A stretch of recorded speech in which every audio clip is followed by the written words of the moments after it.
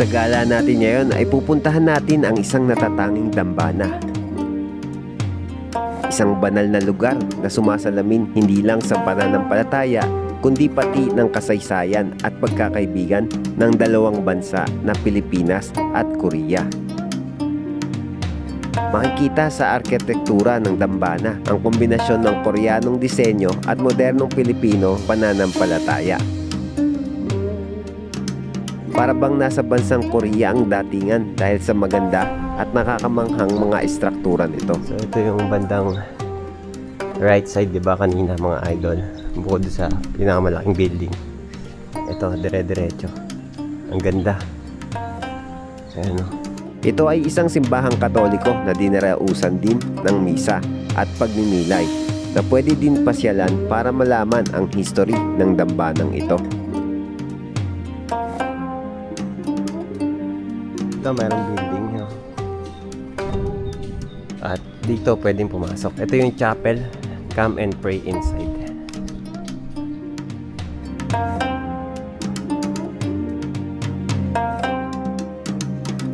Kaya tara, samahan nyo ako sa aking gala na ito, papunta sa dambanang ito na iniaalay sa kauna-unahang Koreanong pari na naging martir para sa kanyang pananampalataya.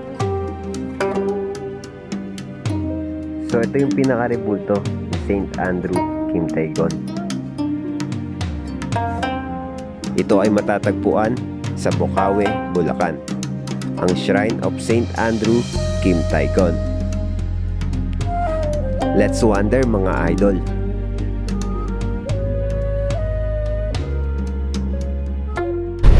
Alright, what's up mga idol? Isang magandang araw sa inyong lahat. Yon. Isang magandang araw talaga sa inyong lahat mga idol. Kasi ngayon araw ay may panibagong gala na naman tayo. Yan, so kung mapapansin nyo, dito ngayon sa may Philippine Arena. Yan. So may pupuntahan kasi ako mga idol na isang pasyalan dito. Dito lang malapit talaga mismo sa amin sa Bocaue. Sa Bocaue lang to mga idol. Ilang minuto lang mula sa amin, no? So isang shrine to mga idol na ng isang Korean, no? Korean priest. So sa hindi nakakaalam, meron ganun dito sa Bocaue. And sa tagal na noon, matagal na nag-trending actually, pero never ko pa napuntahan. So ngayon, tatry ko puntahan and wala akong masyadong idea about dun sa ano. Pero sa nakita ko mga idol is maganda, as in yung iba nga Korean temple yung tawag, pero ano siya, hindi siya temple, shrine siya, shrine. Shrine siya ng isang Korean priest, no? So yun, yung priest daw na yun is yung kauna-unahang, o yung shrine na yun is yung kauna-unahang shrine ng Korean priest. So ayan, bakit na tayo at pupunta tayo dito, palabas na tayo ng Igulot sa Bocaue, Bulacan. Ayan. So yun, at samahan nyo ako itong hayan, tignan natin kung gaano kaganda tong lugar na to, anong meron doon sa lugar na to, at ano ang mga history kung bakit merong shrine doon. So alamin natin lahat yan dito sa video na to mga idol. Stay tuned at manood na kayo at paniguradong mag-enjoy at may matututunan kayo. Let's go! Yan, so dito rin pala matatagpuan mga idol. Kung hindi pa kayo nakapunta dito sa bandang Bocaue, malapit sa Philippine Arena yan. So meron dinadayong food park dito. Ito yung yan, Plaza Central, Bocaue. So mas nagbubukas to kadalasan hapon hanggang gabi. Yan, midnight. Tapos kabila nito, yan, mayroon din mga kainan dito. Yan. So maraming kainan dyan, iba-iba, masarap. At syempre, mga cafe, yan, nandyan, mayroon mga cafe dyan. So, try ko na lang din paliparan to ng drone mamayang gabi. Ilalagay natin sa ating FB page or Reels. Kaya dito rin sa shorts sa aking YouTube channel. Yan. So, palabas na to ng highway mga idol, MacArthur Highway. So, roughly estimate mula Santa Maria, Bulacan hanggang papunta dun sa shrine ay 15 minutes yung biyahe, no? Depende sa traffic. So, pinaka-average siya siguro is yung 15 minutes. Basta dito ka dadaan sa Philippine Arena, yan, mabilis lang yung daan doon. So, let's go! Hindi ka tuloy-tuloy natin to. At tingin ko naman hindi na traffic, kaya tuloy-tuloy natin itong biyahe natin na to.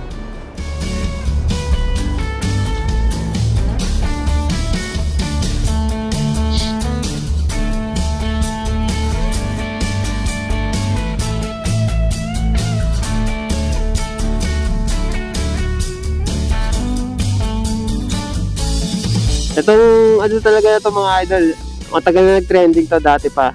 Sa Facebook pa lang, ayan. Pero never ko pa napuntahan. Gusto kong puntahan pero hindi ko alam bakit di ko mapunta-puntahan. Pero ngayon yan, pupuntahan natin. So palabas na to, ito yung kahabaan na to, ayan, is yung MacArthur Highway. Ito yung junction. Ayan. Okay, so naka-go na. Let's go. So by the way, time to start 12:48 PM.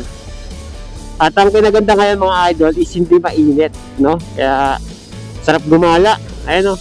Maaliwalas lang, tamang kulimlim lang mga idol. Walang ulan, wala ring araw. So yan, dito medyo traffic lang dito kasi may ginagawa dito, alam ko eh. Yan, so sinisipon ako. Pagpasensyahan nyo na yung boses ko mga idol kasi meron akong sipon. Ay naka.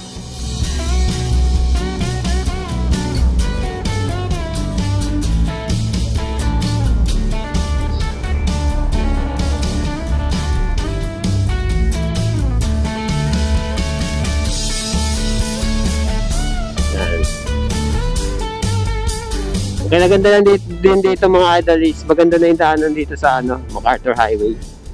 No, talagang sementado. Hindi na masyadong or kakaunti na lang yung lubak.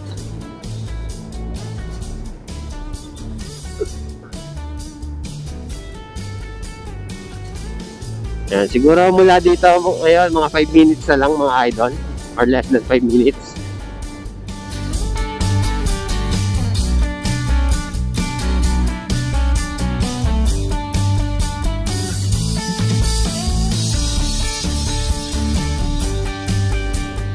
Yan.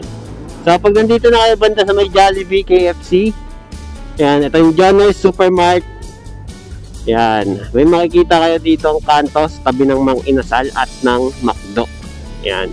So kung mamabasa nyo mga idol, ayan yung kanto, St. Andrew Kimdaegun Shrine, 500 meters. So tara, tahan natin. So ito yung kanto mga idol, dire-diretso lang 500 meters.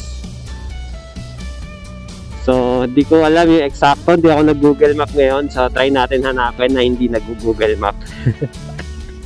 Pag di natin makita is magtanong-tanong na lang tayo. Ayan.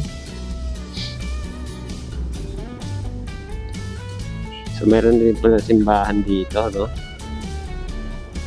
Magamboy Barangay Hall.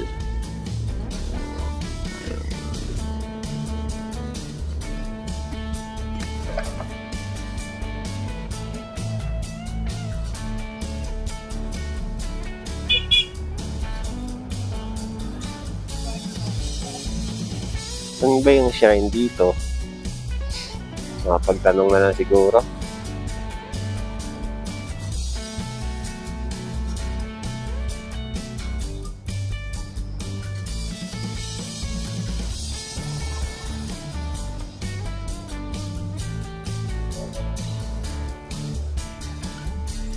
Yan. So hanggang dito sa dulo na to may kanto. Ayan, Shrine of St. Andrew Kimdaegun.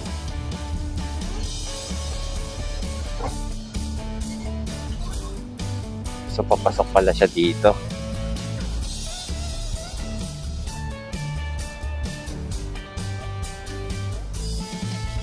Saan kaya?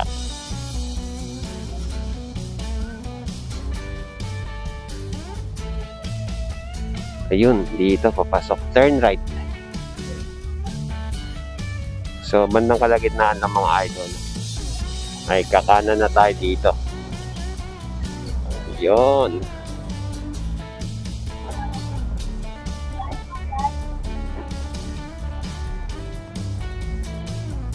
So, saan kaya dito yun?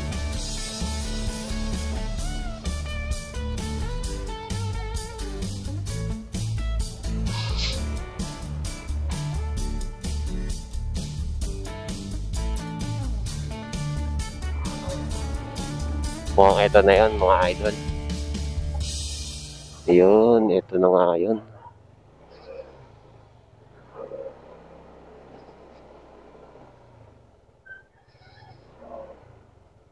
Yan, so dito may parking area. Yan. So, baba muna tayo. Yan, so nandito tayo ngayon sa Shrine of St. Andrew Kim Tae-gon. Yan, so ito yung entrance yung mga idol. So nakita nyo naman yung mapapasok dito kanina. Tapos ito yung gate, then may mga nakalagay dyan. You're coming here as a pilgrim and not as a tourist. Please keep silence and offer your prayers. Mas schedule 2nd and 4th Saturday of the month at 8 a.m. Yan. Open for pilgrims Tuesday to Sunday 8 a.m. to 5 p.m. Close every Monday. We accept prayer requests, candle offerings, and donations for our works of mercy apostolate. Yan. Photoshoot schedule Tuesday to Saturday by appointment. Yan. Tapos may mga contact number dyan. Then may Facebook page din sila. Shrine of St. Andrew Kim Tae-gon. Okay, so pagpasok nyo mga idol, ito agad yung makikita nyo. Yan. So mayroon ditong ayan o, structures. Tapos meron parang Virgin Mary nandun. Tapos rates. Parking fee is 20 pesos for maintenance. Cars and motorcycles, bicycles 20 pesos or 10 pesos lang. Yan. Covenant and Shrine of St. Andrew Kim Tae-gon Catholic Church and Historical Place 2nd and 4th Saturday. Yan. So same yan dun sa ano nabasa natin kanina doon. So mayroon dyan nakalagay not Korean temple. Alright, so ito yung paligid. Then ito pala yung pinagparkingan natin mga idol. So, ayan o. Ganda. So, ito pala yung pinaka-entrance. Then, dun pa yung pinaka-shrine. So, malawak naman yung parking area dito mga idol. Yan. So, ano to mga idol shrine, hindi Korean temple. Si St. Andrew Kim Tae-gon kasi ay isang Korean na priest. So Catholic tong ano na to, shrine na to. Ang Shrine of St. Andrew Kim Tae-gon ay iniaalay sa San Andres Kim, ang unang Koreanong pari na naging martir para sa kanyang pananampalataya. Pero alam mo ba, bago siya naging pari ay naging bahagi rin ng kasaysayan ng Pilipinas ang kanyang buhay. Noong siya'y binata pa, si Andres Kim ay nagpunta sa Pilipinas bilang isang seminarista. Namalagi siya dito sa Lolomboy, Bocaue, Bulacan, kung saan siya ay nag-aral at nagdasal. Malayo sa kanyang bansang Korea na nooy inuusig ang mga Katoliko. Sa loob ng pader ng dating Hacienda de Lolomboy, nahanap ni Andres Kim ang kapayapaan, katahimikan at inspirasyon upang ituloy ang kanyang bokasyon. Isa itong mahalagang yugto ng kanyang buhay bago siya bumalik sa Korea at ialay ang sarili bilang martir.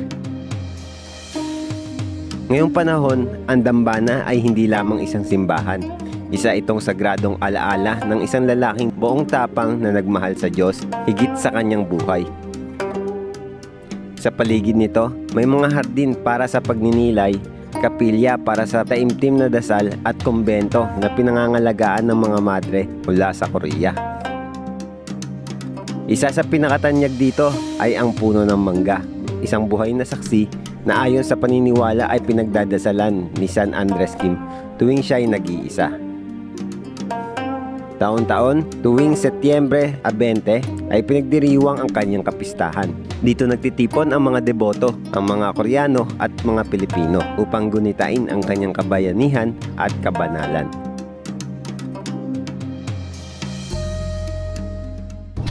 Ano, ganda mga idol. Ish. Ganda. Wow. Ang ganda. Alam mo yung sa parang Korean novelas na mga pala-palasyo. Medyo may similarity doon, no? Ayan, no? Wow. Ganda dito mga idol. Tapos ang kinaganda, buhay na buhay yung mga halaman, no? Buhay na buhay yung mga halaman dito sa paligid. Ayan. Tapos dito diretso lang tayo. Ganda ng mga halaman dito, buhay na buhay. Tapos may mga ano pa, bulaklak pa mga idol. Yan, tapos nakakaiba yung puno na yan. Ayan, oh. Ganda, di ba? Tapos ito yung pinaka shrine. Wow. Ganda.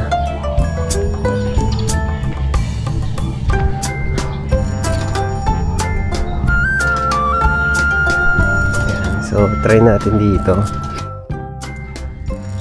Sorry, medyo may sipon talaga ako mga idol, ah. Kaya may pasingot-singot. So yan, dito.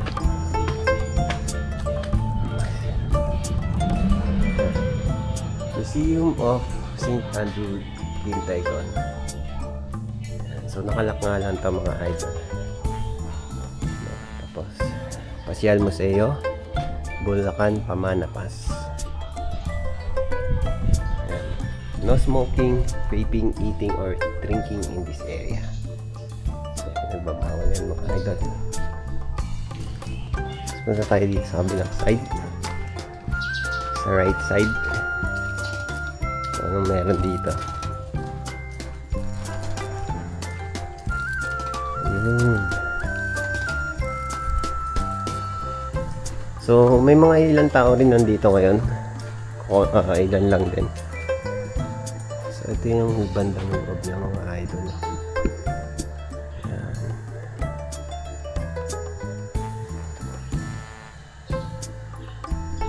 Pasok natin yung ating camera. Ito yung nasa loob yan. So, may mga poon, mga rebulto.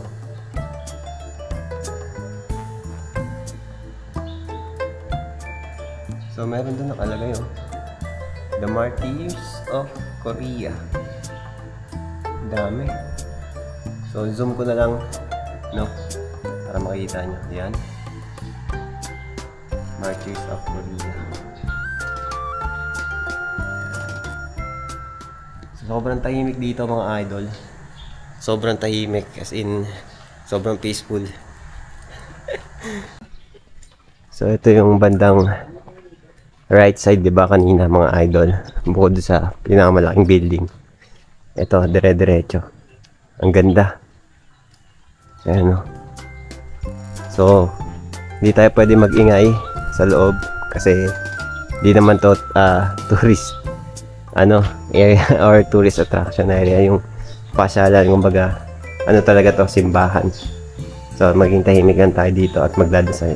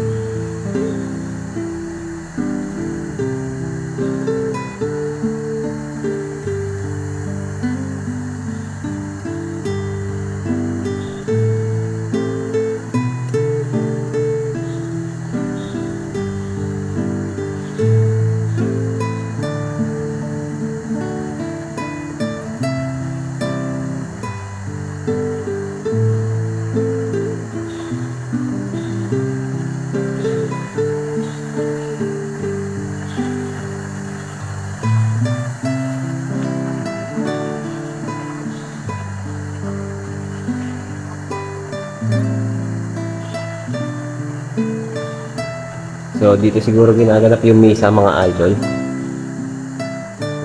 Hindi ko alam kung pwede pumunta dyan sa loob, pero pakita ko na sa inyo yung mga nandito.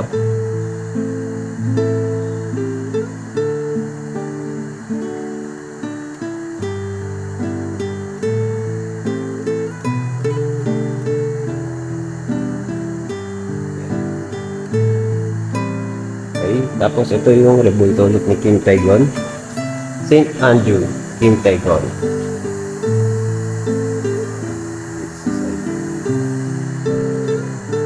Tapos sa kabila, merong Virgin Mary.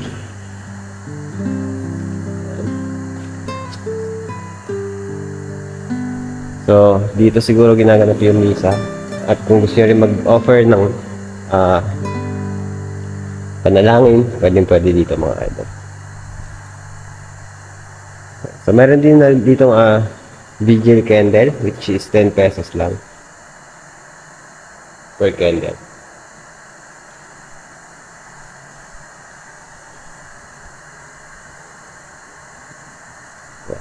Alright, so pagtapos magdasal, pwede kayong lumabas dito. Ito yung pinaka right side naman, o yung kanan na part. So ang ganda, yun yung mga idol, diba? Ang ganda. So merong hagdan.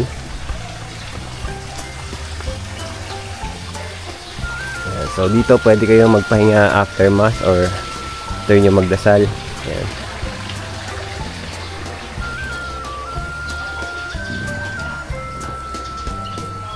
Nga lang may alagay dito, bawal tumambay, mahiga o matulog dito. Ayan. So talagang i-enjoy nyo lang yung pagdaan nyo dito.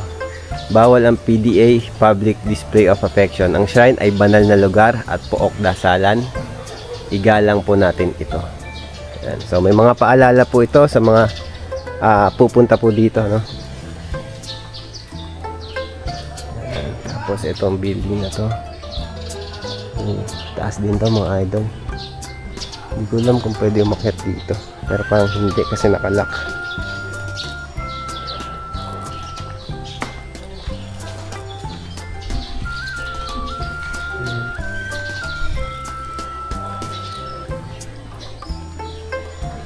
River Passage Gate. Here is where St. Andrew Kim passed through the river by boat. Yan. So, di ko alam kung kita. Ang natitirang bahagi ng original struktura ng Casa Hacienda de Lulumboy. Ito ay dating lagusan ng mga tao papasok at palabas na nauugnay sa ilog ng Bocaue. Yan. So, ito yung passage.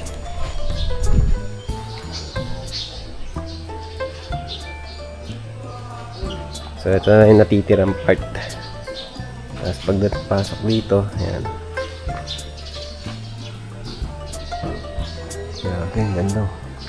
Taas.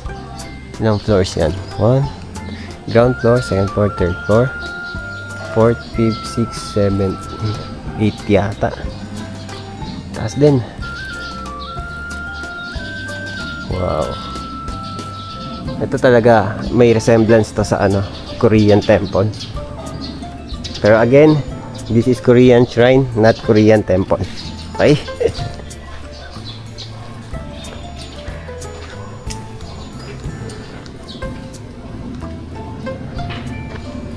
Ito yung kabilang side. Ayan. Ganda, no? Tapos yun, no?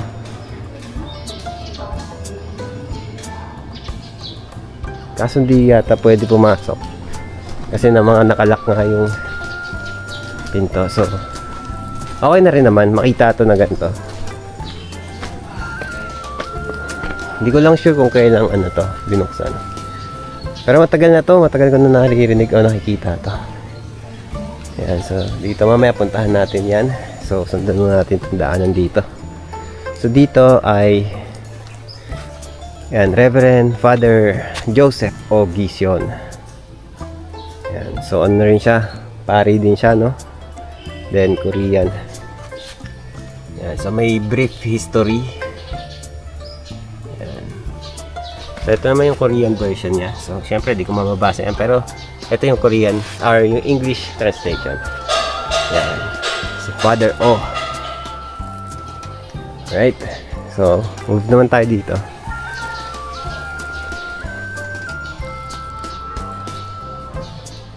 So ito yung kanina, isang building din, no? Pero bawal din pumasok, panigurado. So, para siyang room. Relic room. Ayan. So, relic room pala ito mga idol. Ayan. So, may mga relic dito panigurado. At syempre, bawal naman na dyan. Ayan o. Relic room, St. Andrew, Kintegon. Alright. So, ang ganda. Gawa talaga siya sa bato mga idol na pinagpatong-patong. Doon. May kahoy na part doon. So, medyo nasira na siguro yun. Sa tagal na rin ito. Alright, so lipat tayo dito mga idol.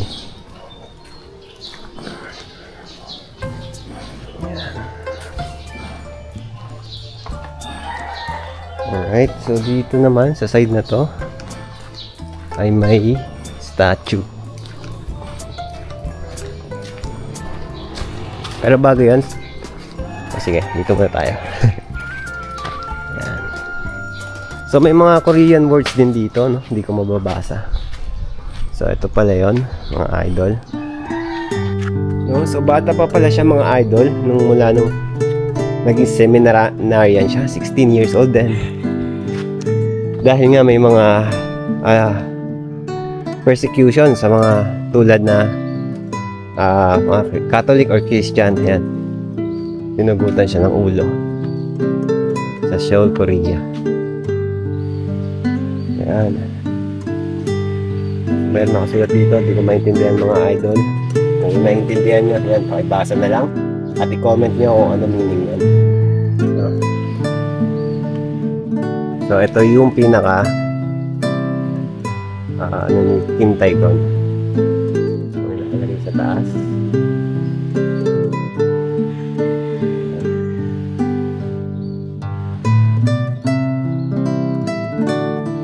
Lapit tayo dito. St. Andres, Kim Tae-gon, August 21, 1821 to September 16, 1846. So, ganito siya pagka malapitan. So, maganda rin yung ano niya mga idol. Yung pinaka kung saan nakatayo ang kanyang rebulto. So, may hawak siyang Bible, no? Tingin ko Bible yan. Yan. Alright. So, Venerable Thomas Cho Yang Yok. Yan, so masyadong mahaba na pa. Yan, so hindi lang pala si St. Andrew Kim Tae-gon ang pumunta dito, no? So meron din iba. Yan. So ito siya mga idol.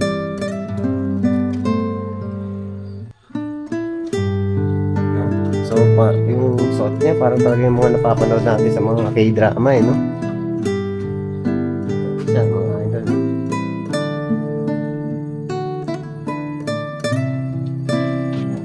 Meron dito. Intro, no? Picture natin ito. Yan. So, dito tayo magpo-proceed. So, papansin nyo dito, mayroong building, no? At dito pwedeng pumasok. Ito yung chapel. Come and pray inside. Yan, so tahimik lang tayo dito ulit mga idol kasi paokdasalan to.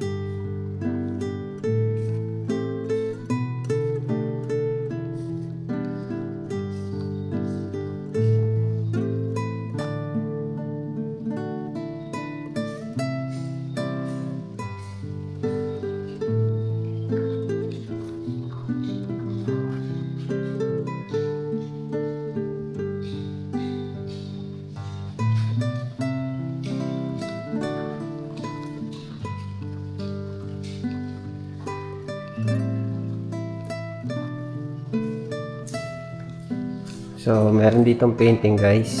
Feeling ko ito yung mga tinatawag nilang martyrs. Mga Koreanong martyr na nananampalataya bilang Kristiyano. So yan.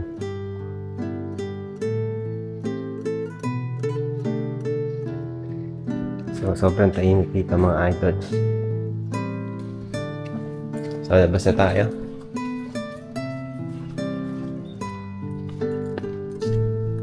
So yan yung chapel. Ayan.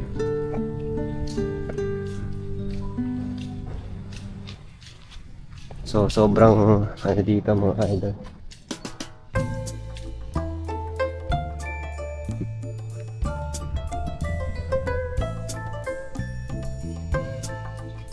Sobrang payapa, tahimik.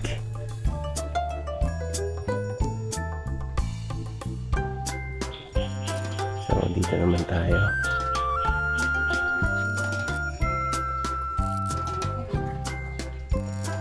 Yan.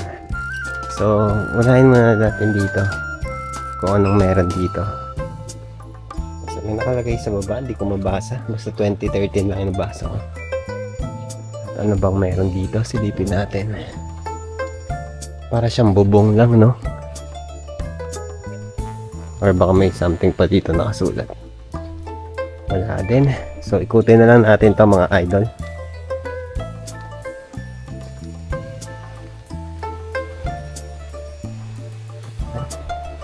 Wala, same lang siya. So parang bubong lang siya. Hindi ko alam kung ano to, no? Tapos dito, ayan, may naririnig akong parang fish pond siguro to. Ayun, may mga koi fish siya mga idol. Huwag maghagis ng bato o anumang basura sa fish pond. Gabayan ang mga bata. So may nakalagay na warning doon. Ayun, may mga koi fish. Hindi ako nagkakamali, koi fish to ha.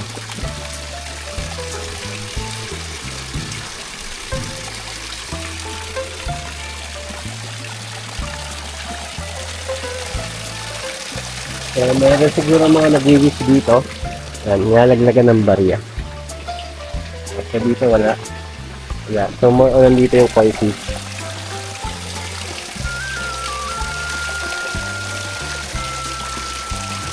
Grabe. Ang cute. Okay. Tapos dito para may garden area. So doon tayo nang galing kanina, no? So halos naikot na natin tong shrine, no? So yun, ayos dito mga idol. So meron lang tayong isang pakiusap mga idol. Yan, kahit dito din. Yan, huwag mag-iwan ng basura, tissue, water bottles, wrapper, etc. Iwasan ng sobrang pag-iingay. So sa mga pupunta po dito, yung mga nasabi na mga bawal ay sundin na lamang po natin para mapanatili yung kagandahan at kalinisan nitong lugar. So yun.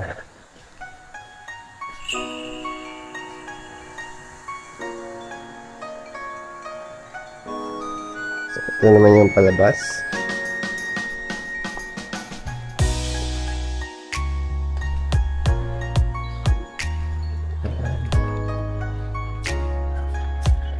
Sobrang aliwalas mga idol. Ganda. Para ka nasa ibang bansa. Ang pagbisita sa dambanang ito ay hindi lamang simpleng lakbay pananampalataya. Isa rin itong makasaysayang paglalakbay. Isang pagkakataong mas lalong kilalanin ang ugnayan ng ating lahi sa mga bayaning may malalim na pananalig. Kaya kung naghahanap ka ng lugar para magnilay, magdasal at matuto ng kasaysayan, halina't bumisita sa Shrine of St. Andrew Kim Taygon sa Lolomboy, Bocaue, Bulacan. Isang lugar ng pananampalataya, pagkakaibigan at kapayapaan. So ito naman yata yung ilog dito sa Bocaue, no? Kung di ako nagkakamali, ito nga, ilog nga to. Oo, ilog to. Alright. So, dito pa rin tayo ngayon sa Shrine ni St. Andrew Kim Taygon na first Korean priest. So, tapusin natin yung vlog ko dito mga idol, no? Maganda dito. Para talaga nasa South Korea. Though, di pa naman ako nakakapunta doon. Siyempre, vibes kasi Korean nga siya, di ba? Korean shrine. At siyempre, kita nyo naman dito mga idol ay tahimik, no? Payapa. At talaga namang nakaka-press, no? At nakaka-relax din siyempre mga idol. So, malapit lang to sa ilog ng Bocaue. Yan, kung makikita nyo dito. Yan. At siyempre, mapapamangha ka sa ganda ng mga structures dito, mga buildings dito. Talagang mala Korean. Yan. So hanggang dito na ito mga idol. Kung gusto nyo pumunta dito, ay ilagay nyo lang sa inyong Google Map or Waze. Shrine of St. Andrew Kim Daegon. Yan. O kaya naman kung hindi lumabas, ay sundan nyo na lang yung pinuntahan ko dito or yung dinaanan ko dito, no? May McDo doon sa Lulumboy or sa Mang Inasal, yung pagitan nun papasok dito. Tapos may mga signage, sundan nyo na lang yung palikuli-ko mga idol. Yun. At kung umabot ka dito sa aking video na to, sa part na to, ay i-comment mo naman below kung taga saan ka para mabati rin kita, no? At syempre, huwag nyo kakalimutan mag-follow sa aking Facebook page, Wonderboy, at dito sa aking YouTube channel, huwag nyo kalimutan mag-subscribe, Wonderboy YT. Yan.